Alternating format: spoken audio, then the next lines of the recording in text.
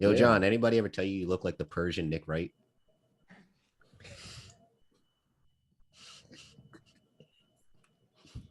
Like you're gonna give basketball takes, but also give me a nice price on my rugs.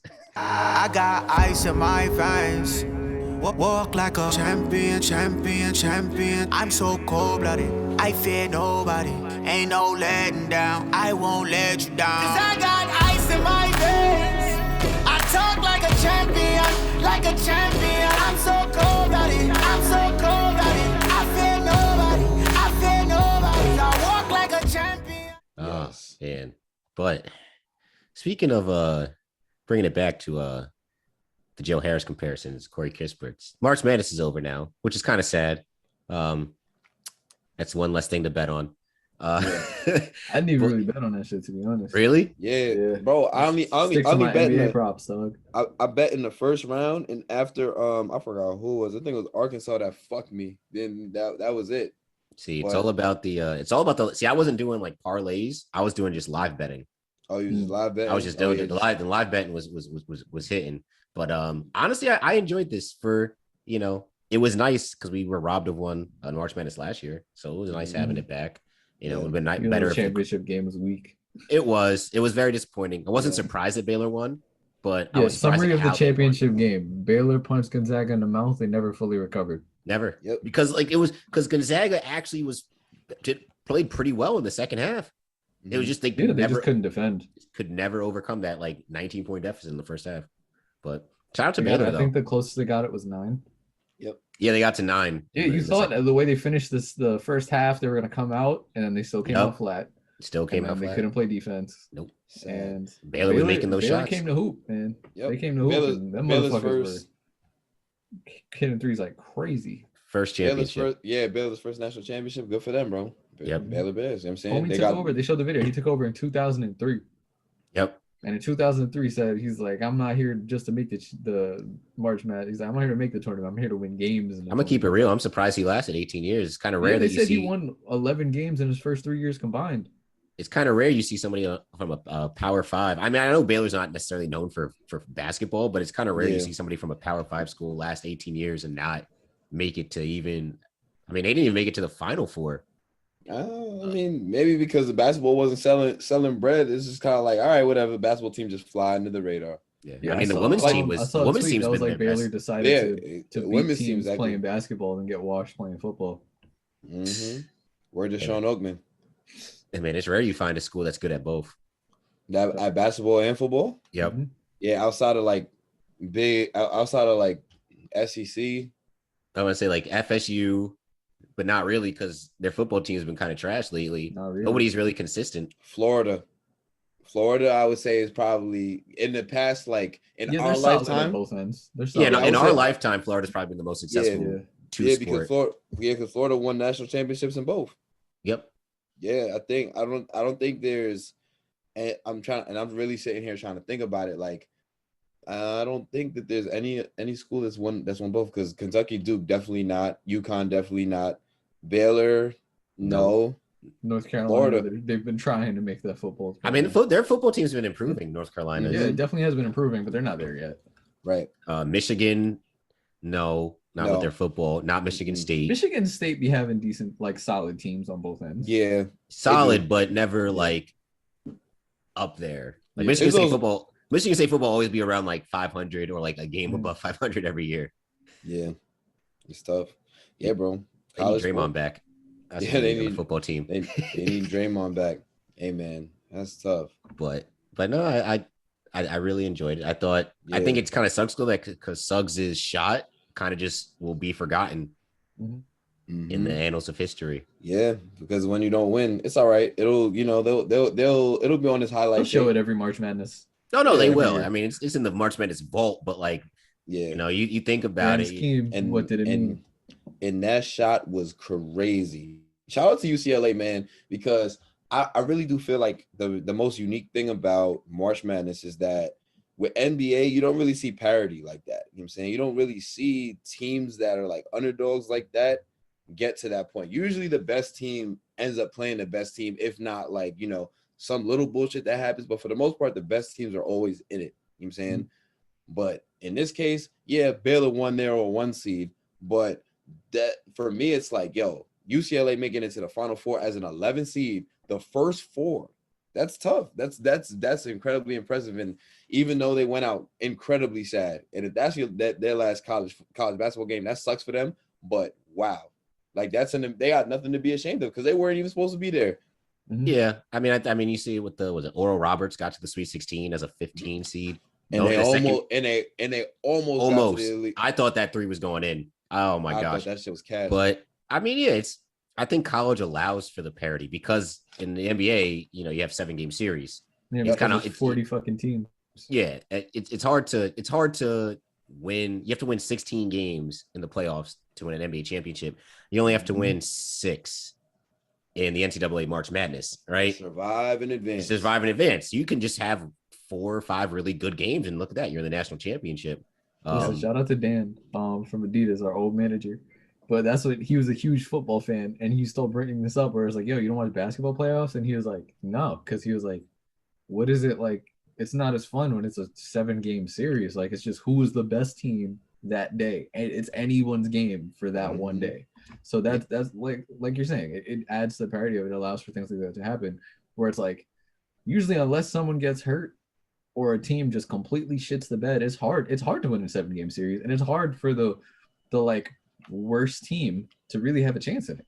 They might steal a game or 2. That's why it's like we talk about it like gentleman sweeps, where it's like, yeah, this team doesn't really have a chance at winning, but they have a star, or they can really pull it together for one day, and that one day will just stop them from getting swept. Right? Yeah, that's why you see it in that's why I like the conference tournaments a lot, because there's a lot of teams that you see like an under 500 team just happen to have 3 really good games, and they win their they steal a bid from somebody, right. And you got like this 11 and like 24 team in the NCAA tournament having no business being there, but they were just the best teem throughout their conference, best team for that month. Exactly. And that's all you got to be. So do you think it's hard? All right, how about, here's this question. Do you think it's harder to win an NBA championship or an NCAA championship? Oh, all right. NBA. I don't know, bro. I think NCAA. I gotta say it's harder to win NCAA because there's so much that's stacked against you. You know what I'm saying? Because one, like despite the fact that of your record, you're not in control of what seed you are unless you're like the best of the best. Like if you're one of the best 4 teams, all right, you're gonna be a 1 seed. But outside of that, it's kind of tough. And the thing about it is that you gotta you can lose at any point, and that's it. That's the season. You know what I'm saying? The thing about the NBA, and I mean, obviously, if you're an 8 through probably like that's my thing. Unless you're a top 4 team in NBA, you're probably gonna lose.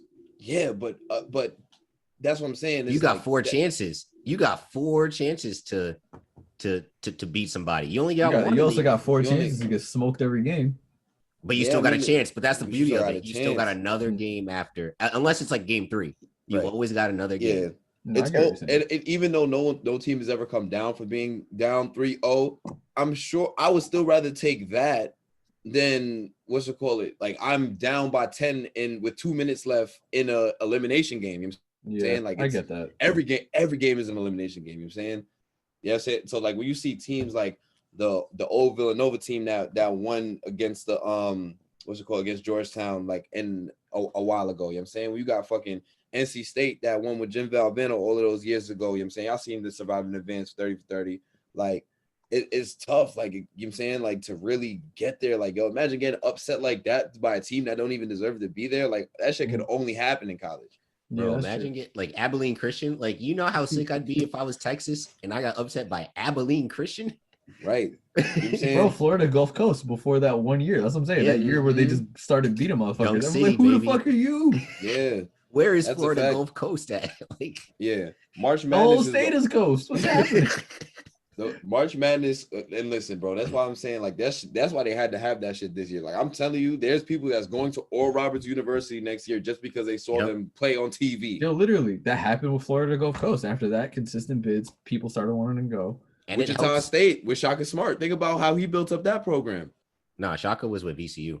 I mean VCU. Sorry, my bad. But Wichita State was Greg Marshall. Greg Marshall. Yeah. And then look at that. It propelled Wichita State out of the Missouri Valley Conference into a more respected American conference. And like even like a school for Oral Roberts, right? Small ass school. every game they win in the tournament is like, I think it's like $1 million or something towards their budget. I mean, that helps with not only just the basketball program, but admissions and all the other sports. Yeah. Like, shit, because to get to the Sweet 16, you won 2 games? 2 games, yeah. Shit, $2 million for a small school, that's a lot. I mean, not like Kansas or anything like that. And crazy enough, fucking and I don't know, and just quick transition, like I don't understand like the point of giving niggas lifetime contracts, bro. Like, what is up with that? I don't get it. Like, and I get it, like, all right, bro, like, you know what? You won, you got some. What if they do it because they think that motherfucker's gonna die soon? Bill Self not gonna die though. Yeah, John. I don't know. I mean, it makes sense if you maybe give it to like Roy Williams. See you at the cafeteria. Right. You're not really eating the healthiest. You don't take care of yourself. You're studying film for so long. You don't sleep well. Right. You know, you're putting your all into this. We don't know how much longer you got, but we want to make sure we got you for as long as you got. And with Roy Williams retiring and Bill Self getting a lifetime contract, this is the most college basketball we've ever spoken on this podcast. Congratulations, you guys. I wish I could press the clap button right now. Yep. Hi, Nino. Say Nino, like it's not Japanese. Yeah, right. All right, Consolita. Niggas started wilding. But yeah, man, Roy Williams had a good career. All y'all UNC fans is sick. I don't really give a fuck about y'all. But yeah, you know, end of an era for UNC basketball. Bill Self getting a lifetime contract. All right, you're not LeBron, nigga, but fuck it, whatever. You know what I'm saying? Like, it's a respect thing. Or Coach Cal, because Cal has one. Well, yeah, Coach Cal, but you know, think about the nigga. Well, I mean, I guess they both put a lot of niggas in the league, but think about who Coach Cal put too many niggas in the league, bro. That's him. He got. Yeah, I mean, I would say that Roy's put more. Well, I mean, Roy's just been coaching longer, but he's been coaching 33 years. So I mean, you know, because he put Vince Carter. Yeah, he was there with Vince Carter. Like, yeah, he was there with Vince Carter. So yeah, I know he was like, and he was on the coaching staff when Jordan was there. So he was an assistant coach, but you know, that was Dean Smith's team. But yeah. Can you believe it? I think this is only like the 6th. Oh, and Hubert Davis ended up getting the job. So shout out to him. Mm-hmm. Nets legend. But this is like, I think this is like their 6th coach since like 1950 or something like that. Like, it's crazy. That's crazy. It's crazy. My teams could never. My school's on its actually no, Temple's done pretty well because after well, I mean, think about this since John Chaney is only the 2nd coach. You know what I'm saying? Because it was John Chaney, Dumphy, and McKee. Yeah, since the 80s. Mm-hmm. Yeah, this is the 3rd coach since the 80s, so that's not bad. Yeah, we just gotta, we just gotta win. We just gotta win. Somebody will build the program back up. But yeah, it'll probably be me in like 15 years. Don't worry. Man. Facts. Writing the success of the podcast. Right. Yeah. That's who's gonna be broadcasting the games. It's Saratoga Spock. Right. Oh boy, but we don't get a logo on in Leo Chorus. Imagine. Ooh, yeah, right. We gotta get a banner hung up. We're gonna partner with what is it? The Fanatic. Nice. Nice. So the center is just gonna be like his face, just the fucking green with the nose. No, we need fucking gritty. Oh yeah. Oh gosh. Gritty.